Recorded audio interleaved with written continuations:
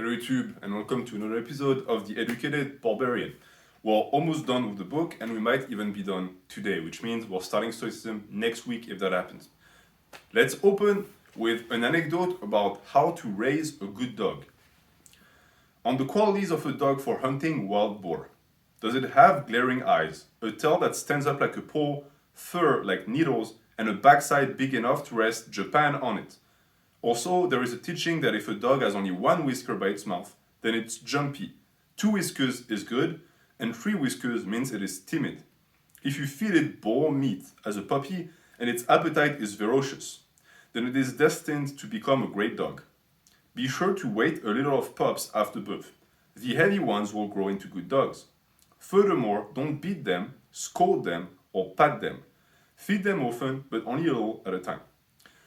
So, I like this anecdote, I like the poesy behind it, and when you look at Japan's history with dogs, they do tend to have a very efficient breeds of dogs for hunting wild game. And when you see the size of the dogs are not massive, but they're built for hunts. And there's an advice in here that I found interesting. First off, the fact that they would feed the puppy the beast that it would need to be hunting in the future. That's interesting. Because for humans, we tend to say you are what you eat. And you have a lot of bodybuilders and meatheads who are going to say, well, I'm going to eat a lot of beef, so I'll be strong as a bull. It's funny to see that in Japan, they thought the same for dogs. And in terms of the behavior with the dog, you're not supposed to scold them or beat them, which is okay, I understand, but you're not supposed to touch them either. And that's interesting because in today's society, dogs have become full-time pets, meaning that very few people use them to hunt or use them to actually guard something. But even the people who do that, they tend to also treat the dog like family. And there are certain cultures that don't do that. They still do it the way Japan used to do it, meaning that the dog works, it's a walker. They don't get love, they don't get pats, they just get fed and they get put to work. And it doesn't mean that it's abuse, but it's a relationship with dogs that is interesting. And I met people like this. They always have a tough time wrapping their heads around the fact that Westerners have dogs in their houses. They found it strange because the dog for them sleeps outside in its own house, the dog house. And for Japan, it was the same thing. They didn't want to build a connection with the dog because the dog could die during the hunt. And if you had the choice between saving the hunt or the dog, you would save the hunt. And it's easier when you don't have any love for the dog.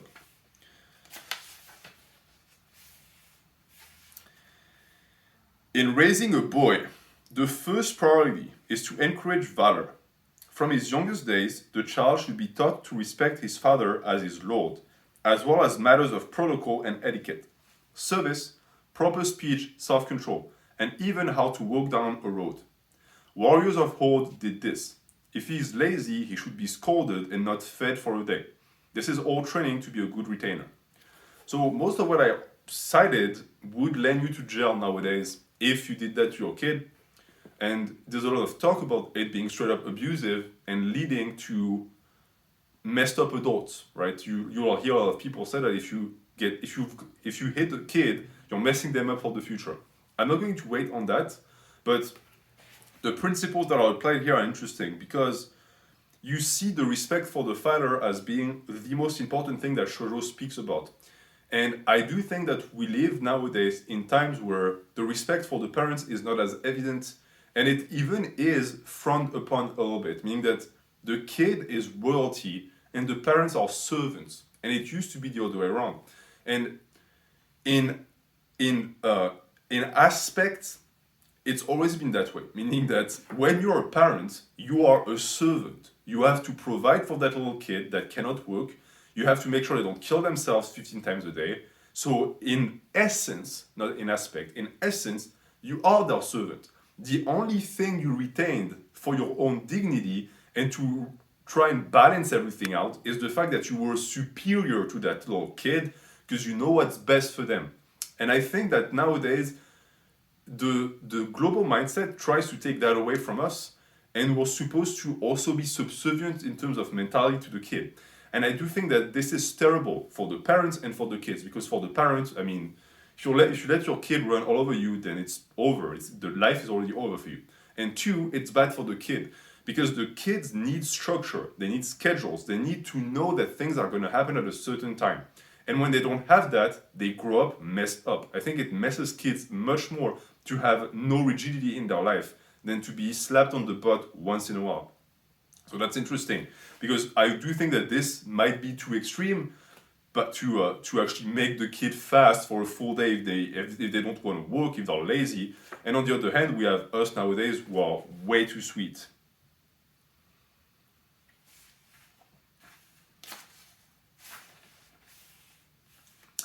Regardless of the status of your house, be it high or low, the time will come when it will crumble. The downfall will be ignominious if you display exasperation, trying to avoid the inevitable. Accept your ruin with dauntless dignity when that time is upon you. With such mental preparation and acceptance of the inevitable, it may actually prove to be a remedial setback. So this is a quote, it's not from Shoujo. But what's interesting is that it could be misconstrued as accelerationism or just the black pill, meaning that, oh, the downfall is going to come, and when it comes, just accept it. That's not what he says, though. He says something much deeper. He says that when it crumbles, when it's beyond the point of salvation and it's crumbling before your eyes, there is no point in whining about it because it's already crumbled. So what you need to do is accept it immediately and move on. Of course, he's not saying accept it before it crumbles. If you can avoid it from crumbling, you do it. You stop the ruin. But if you can't, you don't want to be a ghost of the past. You need to immediately be able to assess the situation, move on. Because as he says, it can be a setback. And for a lot of people who are worried about the current situation in the world, understand also that there is a strong chance that things are going to happen that are going to burn down a lot of what we know, but it's going to just be a way to reset everything. And then after that, it's up to you to take a clean start, because I can tell you that there are certain people who are waiting in the shadows ready for that. And are not going to be working for your best benefits. They try to have a restart because they already have a plan in mind for what they want to implement after the restart. And it's going to be up to the people of the world to do something about it for themselves and for their own lives. And it's the same for your own life. If your life crumbles, first off, you didn't prevent it from crumbling, and now it's up to you to actually be on the lookout and make the best out of the situation. And to go back on what Shoujo said about kids, now we're talking about girls. With a girl, it is critical to impact to her the importance of virtuousness from a young age. She should not go closer to a man than 6 shaku, which is 12 inches. Nor should she meet his eyes or receive things from him by hand. She should not visit attractions nor go to temples on her own. A woman who has withstood a strict upbringing at home will not falter when she is married. Okay. So what I just cited, there are certain religions nowadays, certain cultures that still apply it. The fact that a woman cannot go anywhere without the husband or the father, the fact that a woman is not allowed to touch another man, that she's not supposed to be seen by another man, all of these things still exist, which is sort of funny in a sense because in a lot of Western countries, if you read that text, people would say that it's barbaric, but if you pointed out that there are people in those countries that still do these things, the same people who found that barbaric would find excuses for the practice of it because of cultural exceptions, because they are hypocrites. Overall, I disagree with all of that. In my opinion, men or women, we should be able to do whatever we want. I don't think anyone should be prepared for marriage and just fulfill themselves in marriage. In my opinion, it lacks luster and it lacks free will. There are people, there are women who are going to be like this, meaning that what they want is to get married and then be provided for, have kids, and just be homemakers. And that's fine because it's their freedom. But you cannot just impose that on people just because they happen to be born women. I personally disagree with that. And when you see the rules here too, it's look at the way the boy is raised and the woman is raised. The boy is raised with actions. The woman is raised with non-actions. So the boy is supposed to do things, and if he doesn't do them, he gets punished. The woman is supposed to not do things, and if she does them, she's punished. This is a black and white way of raising kids, and it usually falters, of course, because it lacks nuances. And you might say, well, it's because the different biological sexes have different cultural needs when it comes to upbringing. And I would agree to an extent, But since it's biological for the most part, and that those drives are within us when we're born, you don't need to impose them on the kid. Because if you impose them on the kid that is already like this, you're just doubling down on their nature, you're not doing anything. And if they're not like this, if they're special, you're going to shackle their uniqueness. You need to let them do their own thing. Of course, you need to help them bring up their own valor, but you cannot have a kid and think, my kid is going to be like this is the mold, and I'm going to put the mold on the kid, and the kid has to fit the mold. This is not a good way to raise balanced adults. A lot of people who have problems with their parents and with the world in general were raised like this. And regardless of the side of the spectrum, it always tends to be bad.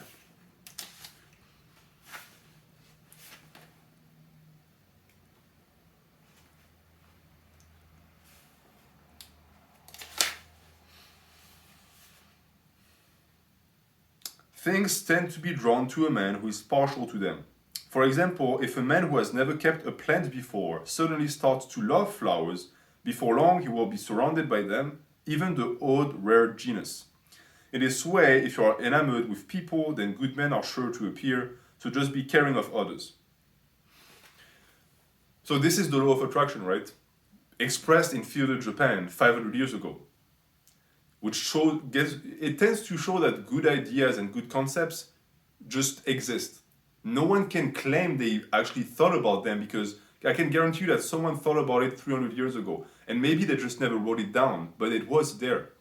So the law of attraction is you attract what you manifest. And here he uses flowers, but for life it's the same. If you're negative, you're going to attract negativity. You're going to attract negative people, negative experiences. And this can be applied to 1,000 occasions, 1,000 events. For example, I personally know a lot of women who always end up dating bad guys. And the reason why they date bad guys is because they attract them, meaning that they developed a vibe that these guys catch up on, and they themselves are attracted by them. So it's their own manifestation that makes it so that their life is so miserable. And it can be the same for you, and vice versa. You can attract good people in your life. And you will find also that when you're really positive, negative people don't like that. They don't vibe with it, because you cannot be taken down. They're like vampires, and you're like the sun. They can't stand it. They'll try to kick you down so that you're as negative as them, but if they fail and it's not fast enough, they're going to sense that your positivity is infecting them, and either it might save them or they'll just flee. So overall, you need to manifest your reality at all times, and you need to stay true to yourself. And Lord Naoshige continues by saying, being devoid of sincerity will render you incapable of success. And so that's what I just said. Regardless of what you're going to manifest, it needs to come from within, and you need to be true to yourself. And you need to be sincere in everything. Because at some point, you can fake it, but you will find that the wood you manifest when you fake it, even if you believe it to be the best for you, is not going to be, because it won't feel like home. And even if it did, look at the efforts it takes to be someone else. I personally can't do it. I'm just going to be me, because it's so much easier. I don't have to think about things. I'm just me. It just comes out. And in life, an environment that is built around that is going to feel much better, because you don't have to maintain it. You don't have to lie. A person who never tells lies doesn't have to remember what they say. Lord Katsuhige professed, men who have risen from humble beginnings should never forget their past. He also said, place the past in front of you so that you do not put it behind you and forget from whence you came. I agree with that.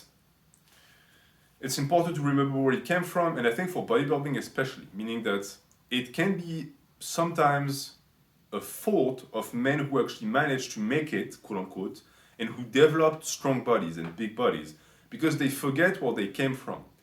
And it's easy also to forget those years, because those are years that you spent in a body you didn't like. So it's easy to just, sweep them away and just remember the present instant. But at the end of the day, if you want to be a teacher and you want to share with others, you need to be readable. And to be readable, you need to remember your roots, where you came from. And I also find that it keeps you motivated. Because if you always keep in mind that portion of time in your life where you were weak and feeble and useless, this is a great motivator. Because no matter how you are right now, that feeling is still in you. So it will push the limits of the already pretty great you even further. And that has no price. Technically, you can't really let it go because you will never forget it, but some people bury it so deep that they lose connection with it. Never lose connection with the you of the past. Even if the past hurt you, there are lessons to be learned.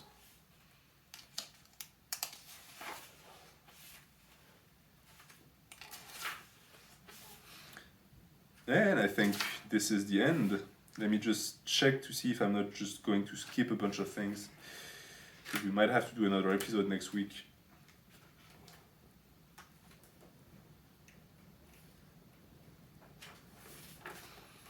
But I do think that we're almost there.